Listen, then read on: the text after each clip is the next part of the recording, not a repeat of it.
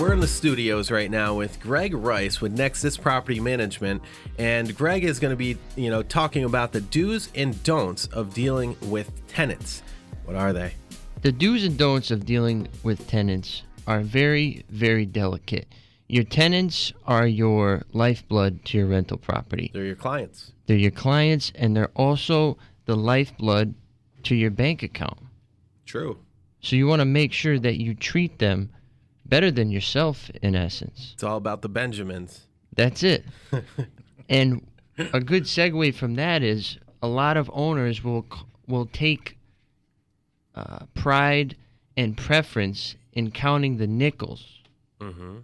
So the nickel nabbers, I call them. Yep. They want to run and catch all these nickels, but in the meantime, they're dropping the dollars everywhere. What? So how do you figure? So here's a good example. The tenant clogs the kitchen sink. Yep. It's their fault. They put too much food down the drain. The owner will say, I want to charge the tenant.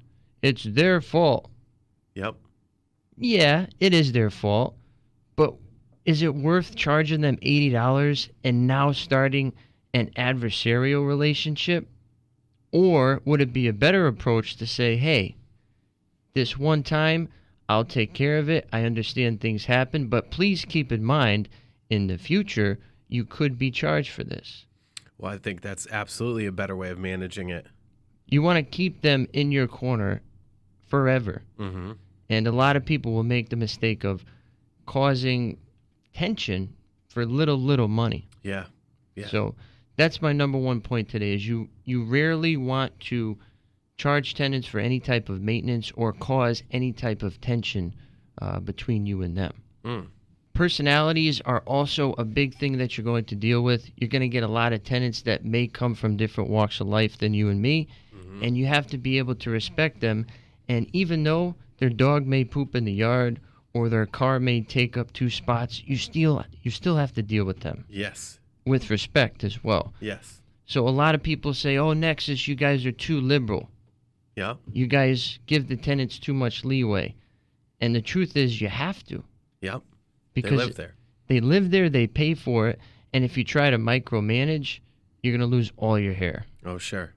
It's very important that you be lax, but you be firm, So it's something that we've learned over the course of many years. And that makes a lot of sense. I mean, if you're going to, jump on somebody and just tell them don't do this, whatever, they're going to hate you.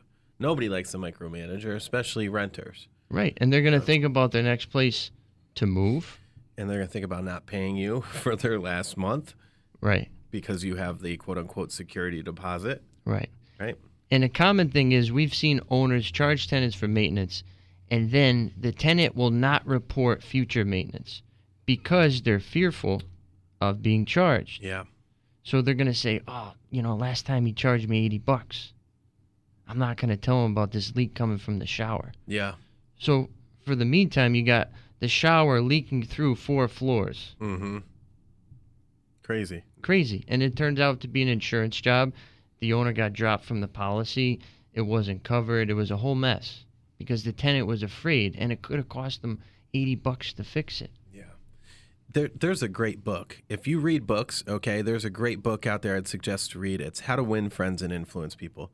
And Greg, exactly how you were talking right here and the advice you're giving comes from this best-selling book, How to Win Friends and Influence People. It sounds a lot like it, and I can appreciate where you're coming from because you get more when you treat people in a fair, kind way, and they will be your advocate.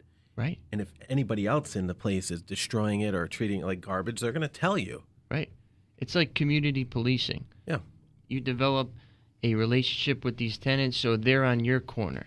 Mm-hmm. And they may say, hey, Greg, the tenant just moved in. They're playing their music too loud, or they're leaving their trash outside the back door. I let them know that the cans are in the front, etc. Mm-hmm. They work towards resolutions with you as opposed to working against you.